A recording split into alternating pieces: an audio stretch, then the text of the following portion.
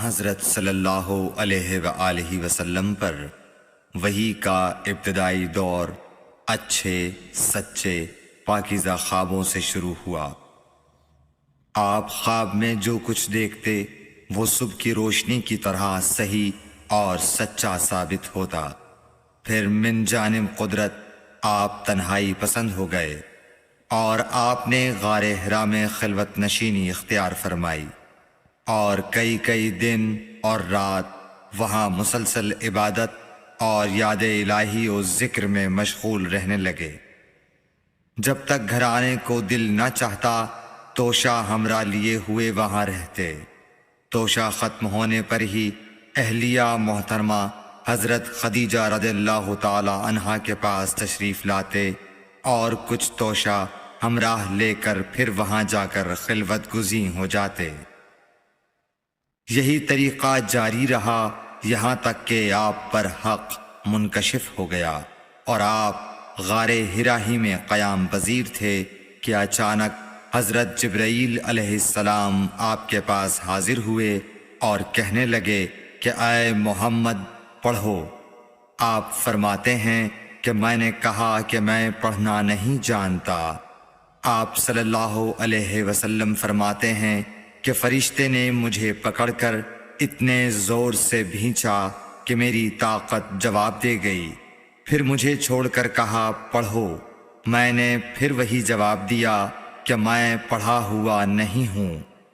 اس فرشتے نے مجھ کو نہایت ہی زور سے بھینچا کہ مجھ کو سخت تکلیف محسوس ہوئی۔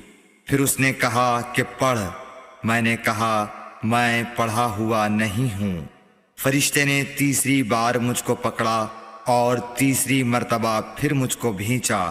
پھر مجھے چھوڑ دیا اور کہنے لگا کہ پڑھو اپنے رب کے نام کی مدد سے جس نے پیدا کیا اور انسان کو خون کی پھٹکی سے بنایا۔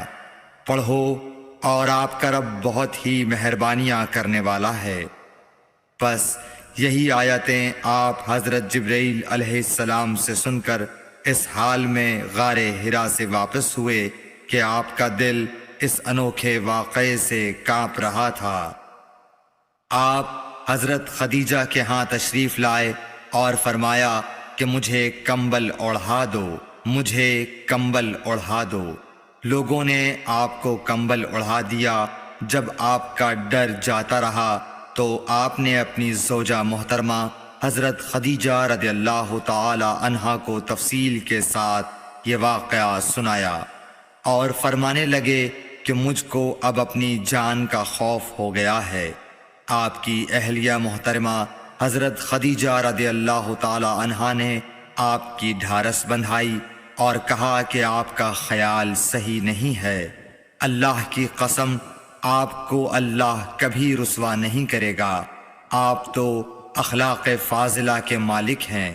آپ تو کنبہ پرور ہیں، بے کسوں کا بوجھ اپنے سر پر رکھتے ہیں، مفلسوں کے لیے آپ کماتے ہیں، مہمان نوازی میں آپ بے مثال ہیں اور مشکل وقت میں آپ امر حق کا ساتھ دیتے ہیں۔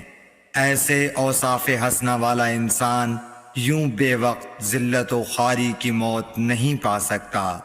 پھر مزید تسلی کے لیے حضرت خدیجہ رضی اللہ تعالی عنہا آپ کو ورقہ بن نوفل کے پاس لے گئیں جو ان کے چچا زاد بھائی تھے اور زمانہ جاہلیت میں نصرانی مذہب اختیار کر چکے تھے اور عبرانی زبان کے کاتب تھے۔ چنانچہ انجیل کو بھی حسب منشائے خداوندی عبرانی زبان میں لکھا کرتے تھے۔ انجیل سریانی زبان میں نازل ہوئی تھی، پھر اس کا ترجمہ عبرانی زبان میں ہوا۔ ورقہ اسی کو لکھتے تھے۔ وہ بہت بوڑھے ہو گئے تھے، یہاں تک کہ ان کی بینائی بھی رخصت ہو چکی تھی۔ حضرت خدیجہ رضی اللہ تعالی عنہا نے ان کے سامنے آپ کے حالات بیان کیے اور کہا کہ اے چچا زاد بھائی، اپنے بھتیجے محمد صلی اللہ علیہ وسلم کی زبانی ذرا ان کی کیفیت سن لیجئے۔ وہ بولے کہ بھتیجے آپ نے جو کچھ دیکھا ہے اس کی تفصیل سناؤ۔ چنانچہ آپ صلی اللہ علیہ وآلہ وسلم نے از اول تا آخر پورا واقعہ سنایا، جسے سن کر ورقہ بے اختیار ہو کر بول اٹھے کہ یہ تو وہی ناموس معزز رازدان فرشتہ ہے جسے اللہ نے حضرت موسیٰ علیہ السلام پر وحی دے کر بھیجا تھا۔ کاش میں آپ کے اس عہد نبوت کے شروع ہونے پر جواں عمر ہوتا، کاش میں اس وقت تک زندہ رہتا جبکہ آپ کی قوم آپ کو اس شہر سے نکال دے گی۔ رسول کریم صلی اللہ علیہ وآلہ وسلم نے یہ سن کر تعجب سے پوچھا کہ کیا وہ لوگ مجھ کو نکال دیں گے، حالانکہ میں تو ان میں صادق و امین و مقبول ہوں۔